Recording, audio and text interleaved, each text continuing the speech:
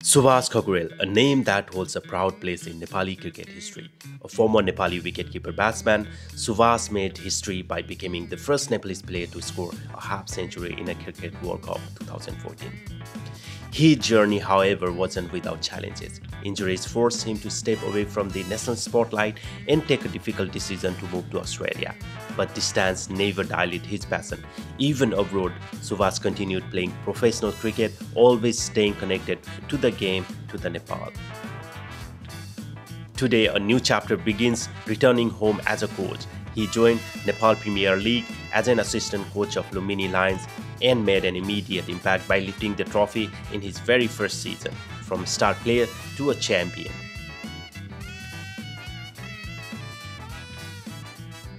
Let's start with the iconic moment. 2014 को विश्वकप खेल्नुभयो त्यसमा चाहिँ दाइको त्यो विशेष गरी अफगानिस्तान विरुद्धको 56 रनको पारी आज 10-11 वर्षपछि आएर सम्झिँदा त्यसलाई कसरी त्यो इन्डिङ भन्दा पनि वर्ल्ड कप सम्झिन्छ हैन अब त्यो बेला अब नेपाल क्रिकेट अहिले जस्तो अवस्थामा थिएन हरेक प्लेयर स्ट्रगलै थियो खेल्नको लागि स्ट्रगल गर्नुपर्ने थियो एज अर्गनाइजेसन स्ट्रगलै थियो अर्गनाइजेसनलाई पनि र त्यो अवस्थामा पनि हुन्छ नि के पनि नसम्झेर फ्युचर नसम्झेर आफ्नो करियर अरू ठाउँमा करियर सकाएर क्रिकेटमा लागेको प्लेयरहरूको एउटा रात दिनको मेहनतले वर्ल्ड कप खेलेको हो हैन प्लस त्यतिखेरको कोच हुनुहुन्थ्यो पुगु सर उहाँले सबै प्लेयरलाई चाहिँ यो लेभलसम्म पुर्याउन सक्नुभएकोमा अहिले धन्यवाद दिन चाहन्छु हैन as individual performance as a team we played world cup जुन चाहिँ नेपाली क्रिकेटलाई एउटा कोचै रूपमा साबित भएको थियो सायद अहिलेको सबै प्लेयरहरूले अहिलेको जो प्लेयर हुनुहुन्छ नेपालका टप प्लेयरहरू सबैले त्यो वर्ल्ड कप हेरेर नै सायद क्रिकेटमा मोटिभेट भएर क्रिकेटमा लाग्नुभयो होला पर्फर्मेन्स भन्दा पनि कसरी इम्प्याक्ट गर्यो भन्दा चाहिँ नयाँ प्लेयरहरूले खेल्न थाल्नुभयो नेपाली क्रिकेट अहिले यहाँसम्म अवस्थामा पुग्दाखेरि त्यो ब्याच त्यो वर्ल्ड कपले धेरै सहयोग पुऱ्याएको छ त्यसो सम्झिन्छु म चाहिँ वर्ल्ड कप भनेको आफैमा एकदम धेरै ठुलो प्लेटफर्म पनि हो हामी पहिलोपल्ट हाम्रो अपिरियन्स पनि भइरहेको थियो हैन त्यहाँ जाँदा चाहिँ नि त्यो बेलाको तपाईहरुको ओभरअल एक्सपिरियन्स हैन त्यहाँको हस्पिटालिटी हैन बिग टिम्सहरु बिग नेसनहरु प्लेयर्सहरु हैन त्यसको वरिपरि अब आज हामी त अब बिगिनर नेसन टाइपको थियो नि त हैन अनि त्यो एक्सपिरियन्सहरु कस्तो छ अहिले दिमागमा ताजा छ त सबै ताजा छ जस्तै भनौं न अब क्रिकेटलाई हामी खेल्ने टिम भनेको भनौं न डेनमार्क हुन्थ्यो मलेसिया हुन्थ्यो सिङ्गापुर हुन्थ्यो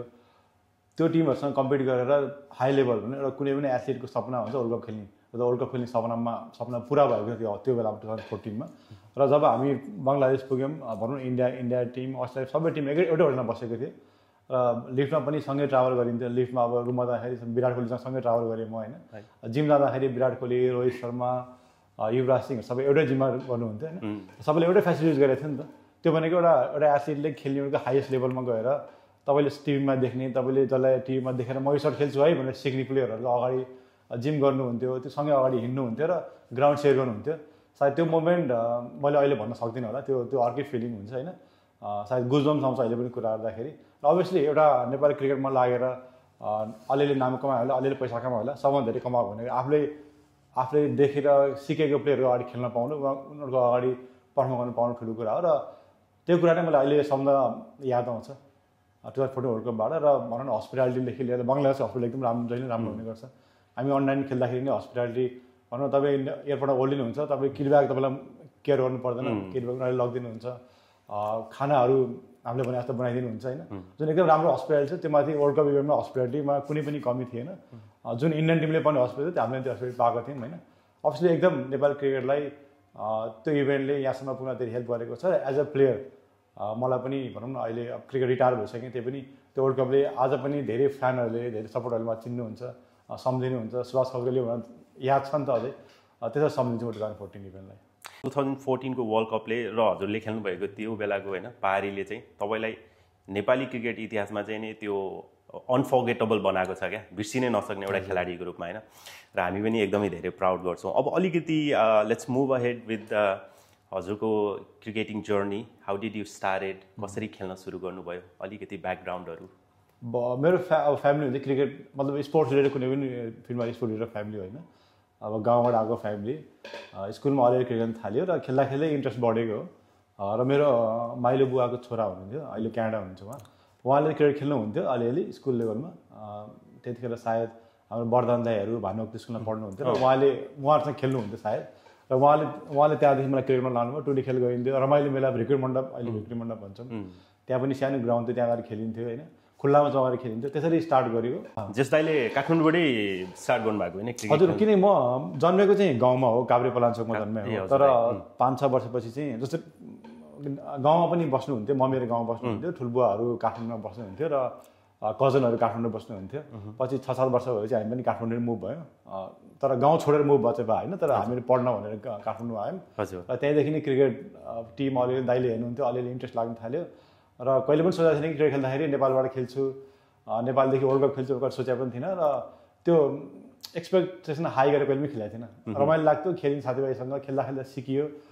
कहिले बलिङ गरिन्थ्यो, कहिले किपिङ मात्रै गरिन्थ्यो, कहिले फिल्डिङ गरिन्थ्यो,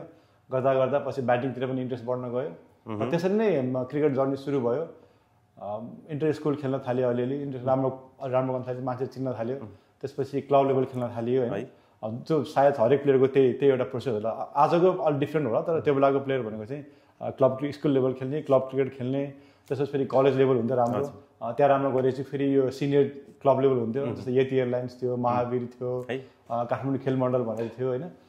त्यो क्लबहरूले बनाउँदाखेरि चाहिँ अर्कै इज्जत फिल हुन्थ्यो आफूलाई, कि ठुल्ठुलो क्लबले बोलायो भन्ने हुन्थ्यो। त्यहाँबाट खेल्यो, फेरि त्यसपछि जिल्ला टिम भनेर बनायो हुन्थ्यो, जिल्लामा पर्फर्म गऱ्यो, फेरि क्षेत्र टिम भनिन्थ्यो होइन। त्यो जर्नी लामो थियो, तर त्यसरी नै क्रिकेट सुरु भयो र यसमा धेरै सहयोग पनि गर्नुभयो नेपालका पूर्व खेलाडीहरू, जस्तै लाक्पा दाई हुनुहुन्थ्यो, विनोद दाई हुनुहुन्थ्यो होइन, इभन पारसहरू भयो, ज्ञानी दाई हुनुहुन्थ्यो। धेरै मान्छेको सहयोग छ यो जर्नीमा चाहिँ, र सायद सबैको सहयोग नभए आजको यहाँसम्म पुग्न थियो होला। र अहिले पनि ग्रेटफुल छु म सबैजनाप्रति जो मेरो जर्नीमा साथ दिनुभयो, एकदम धन्यवाद, भेरी भेरी ग्रेटफुल। दाइले कुन क्षेत्रबाट खेल्नुहुन्थ्यो? पहिला चाहिँ क्षेत्र नम्बर 3 भन्थ्यो, हामी काठमाडौँ त्यहीँबाट सुरु गऱ्यौँ,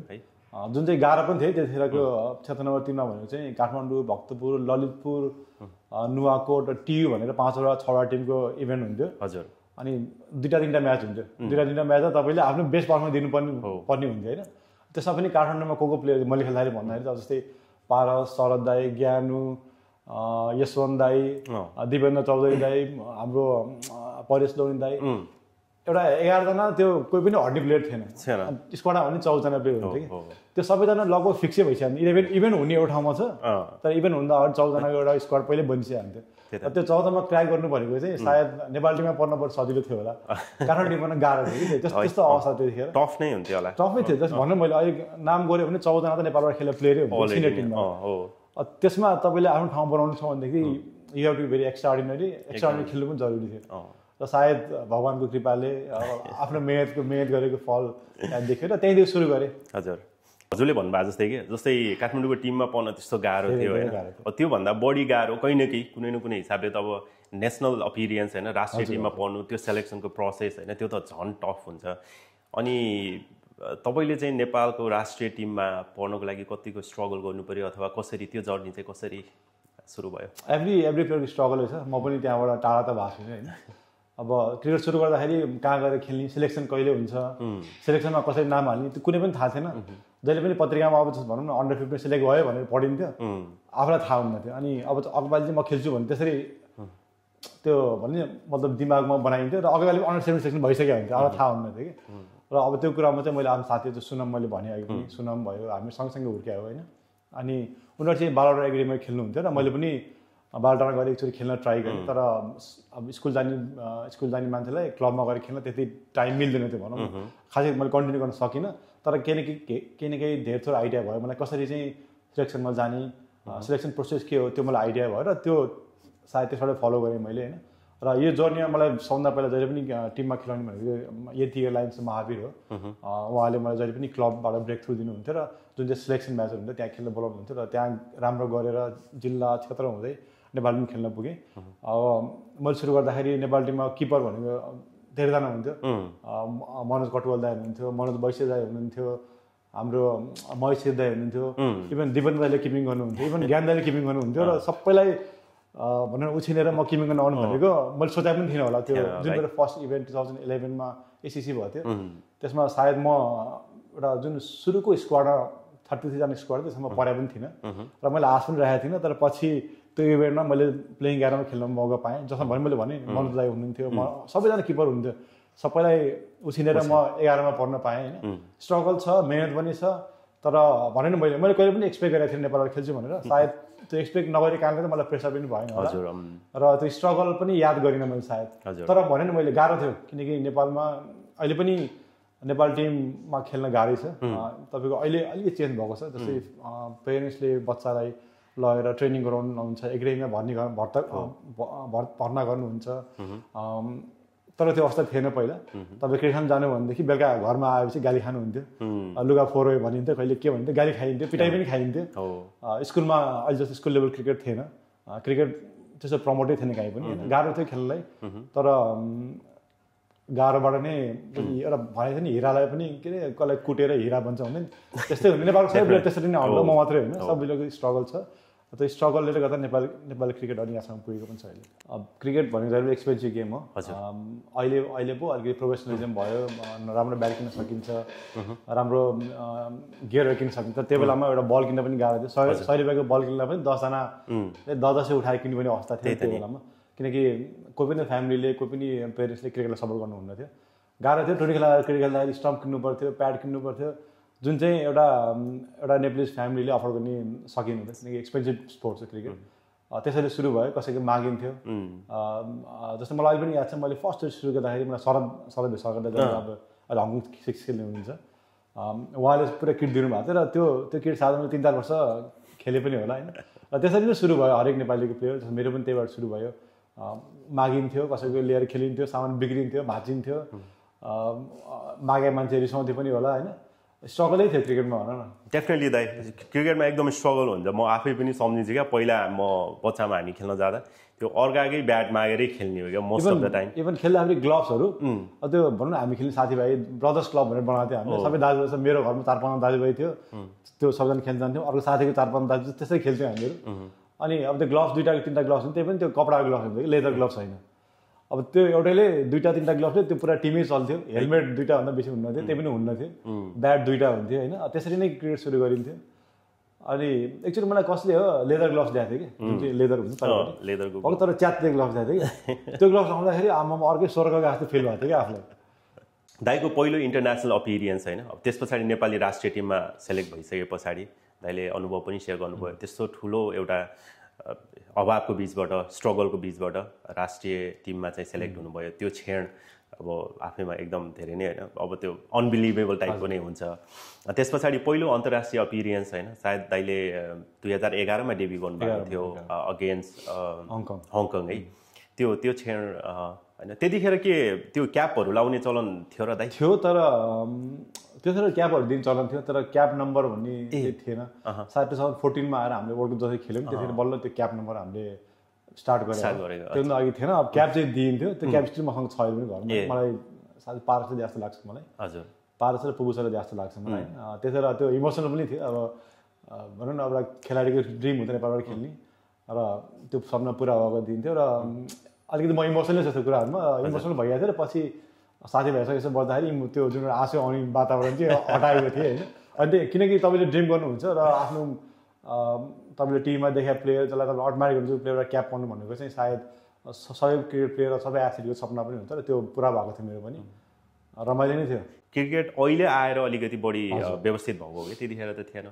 त्यो सबै बिचमा आफ्नो सबै कुराहरू साथीभाइहरू त्यतिखेर होइन विदेश जाने आफ्नो करियर फोकस गर्ने बेलामा सबै छोडेर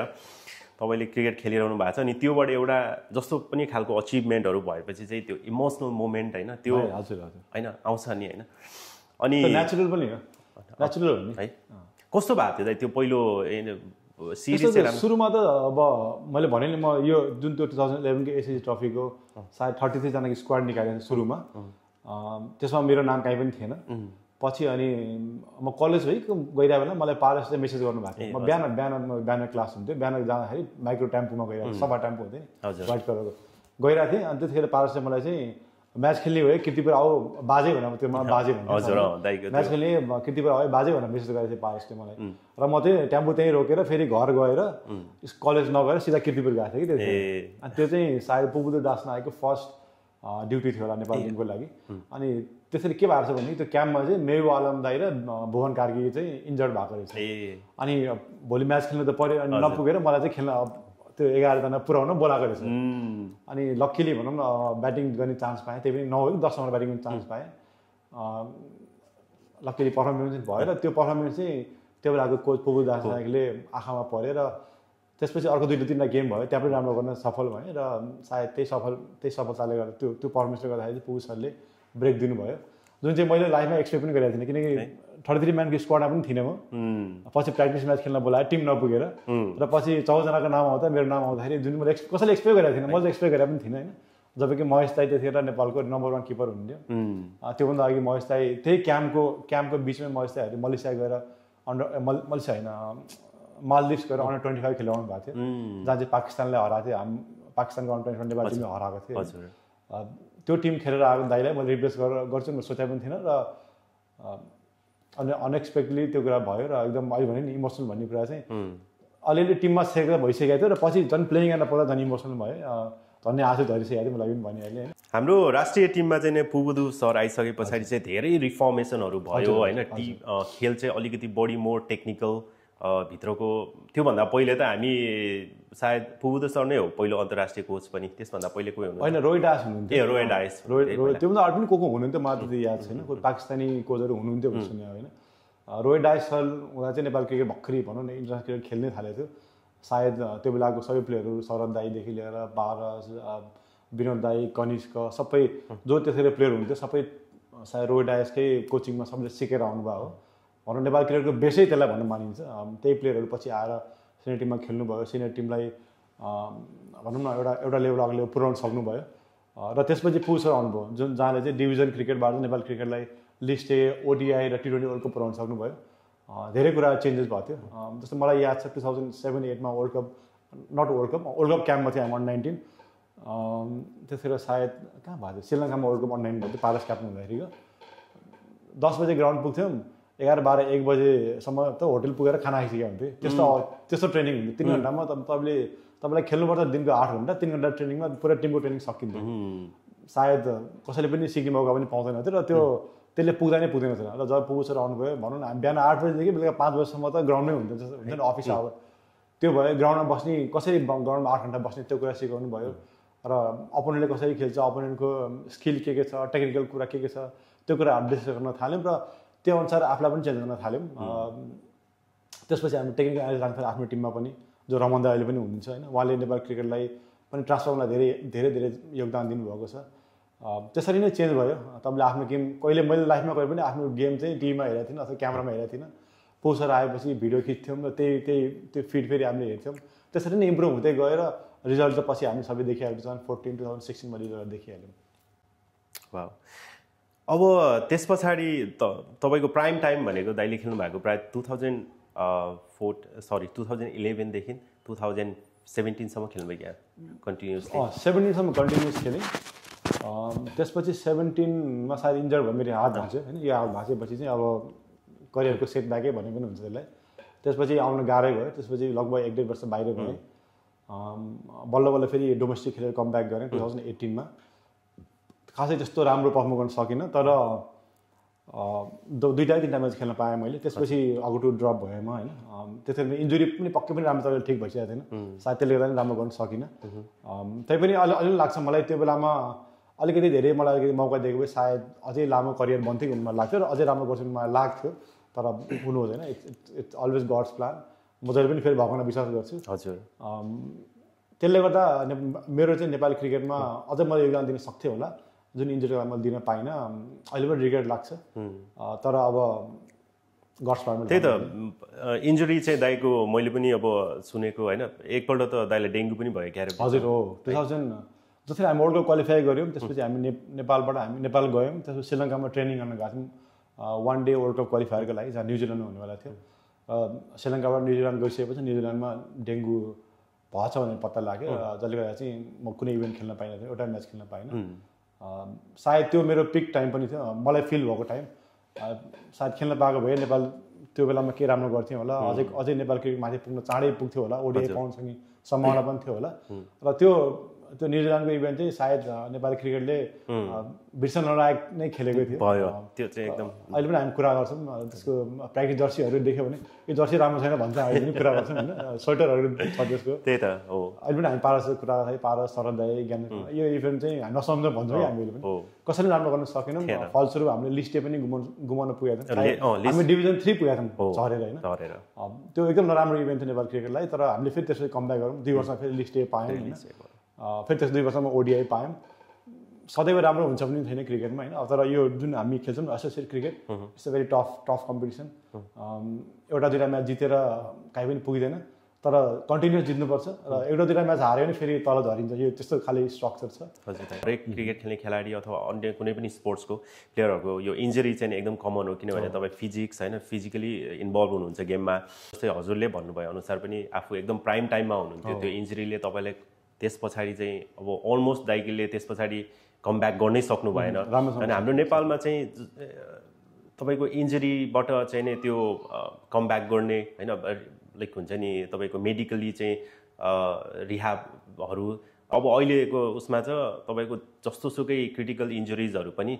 ठुल्ठुलो प्लेयरहरूको त होइन 2 महिना 3 महिनाभन्दा बढी जाँदैन क्या अनि त्यतिखेर चाहिँ दाइको त्यो रिकभरीमा केही इनफ नभएको त्यस्तो केही लाग्छ हजुरलाई आफूलाई सायद त्यो पनि होला होइन तर मैले भने जस्तै इन्जुरी नेपालमा अहिले पनि इन्जुरी भयो भनेदेखि त्यो लेभलको केयर त्यो लेभलको सपोर्ट सायद आफूसँग खेल्ने प्लेयरले पनि गर्दैन होला र संस्थाले पनि गर्दैन किन मैले देखेको छु त्यो कुरा होइन मैले भोगेको पनि छु जसले गर्दा सायद मेरो कमब्याक सक्सेसफुल हुन सकेन सायद टिमले अझै विश्वास गरेर एउटा त्यो सायद त्यसरी अनलकी पनि भन्नुपर्छ किनकि त्यसरी नेपाली क्रिकेट सस्पेन्ड हुन पनि थियो र अब आफ्नो भनौँ न आफ्नो अब म पनि एज अ प्लेयर क्रिकेट संस्था भनेको मेरो बुवा जस्तो हो अब उहाँ नै नहुँदाखेरि संस्थै नहुँदाखेरि मलाई टेकेयर गर्ने मान्छे पनि हुँदैन थियो होइन त्यो पनि एउटा दुर्भाग्य कुरा भन्नु पऱ्यो सायद संस्था भइदिएको भए संस्थाले हेर्थ्यो होला प्रोपर ट्रिटमेन्ट गराइदिन्थ्यो होला र मेन भनेको जहिले पनि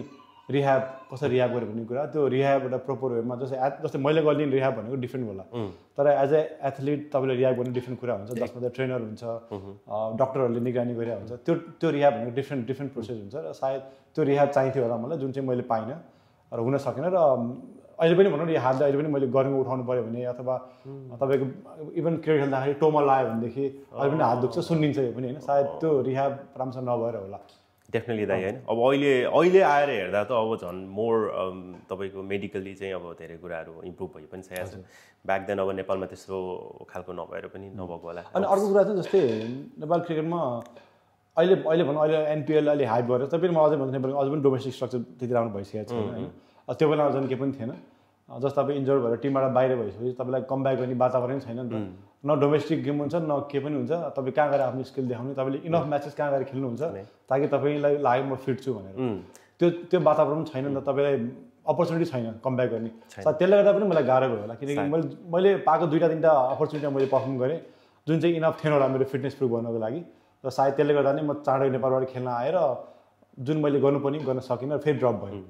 सायद त्यो पनि एउटा कुरा होला मेरो विचारमा सायद हो दाइले त्यो नेपाली डोमेस्टिक लिगहरू जस्तै डिपिएल पिपिएल इपिएलहरू यिनीहरूमा कतिको खेल्नु भयो मैले त्यस्तो धेरै खेलिनँ तर इपिएल मैले सायद एउटा सिजन मात्रै खेलेँ पिपिएल एउटा सिजन खेलेँ र डिपिएल एउटा सिजन खेलेँ इन्जुरीले गर्दा यो दाइको चाहिँ यो नेपालमा जुन डोमेस्टिक लेभलको म्याचेसहरू जतिखेर भइरहेको थियो ठ्याक्कै दाइको इन्जुरी पनि त्यो टाइममै भयो क्या है त्यसले गर्दाखेरि अलिकति अनि यसमा अब यो एथलिटको लाइफ पनि हो होइन इन्जुरी हुन्छ जान्छ यसमा म आफूलाई पनि अनलकी फिल गर्छु जतिखेर नेपाल क्रिकेटमा चाहिँ एउटा जुन प्रिमियर लिग भनेर क्लबहरूको फ्रेन्चाइज लिग सुरु हुन थाल्यो जहाँ चाहिँ धेर थोर भनौँ एउटा इभेन्टको 1.5 लाख 2 लाख कमाउने जब एउटा वातावरण आयो म चाहिँ जहिले पनि इन्जुरीले गर्दाखेरि साइडलाइन हुन पुगेँ यो मेरो दुर्भाग्य पनि हो र भनौँ न आजको जो प्लेयर आउनु भएको छ नि इभन नाम लिएर भन्नुहोस् रोहित पौडेल कुशल बुर्तेल आसिफ शेख सबैजना यही इभेन्टको प्रडक्ट हो जुन चाहिँ राम्रो पनि कुरा हो र एउटा इभेन्ट कसरी नराम्रो हुन्छ भने धेरै मात्राले राम्रो पनि हुनसक्छ जुन चाहिँ मेरो लागि यो इभेन्टहरू फलदायी हुन सकेन तर नेपाल क्रिकेटलाई चाहिँ थुप्रै युवा खेलाडीहरू दियो इभेन्टले र भनौँ न त्यो टाइम भनेको नेपाल क्रिकेटलाई त्यो टाइममा आएका प्लेयरहरूले नेपालको अहिले रिप्रेजेन्ट गर्दै हुन्छ नेपाल क्रिकेटलाई ओडिआईमा वर्ल्ड कपमा पुर्याइरहनु भएको छ र त्यो राम्रो कुरा हो इभेन्टहरू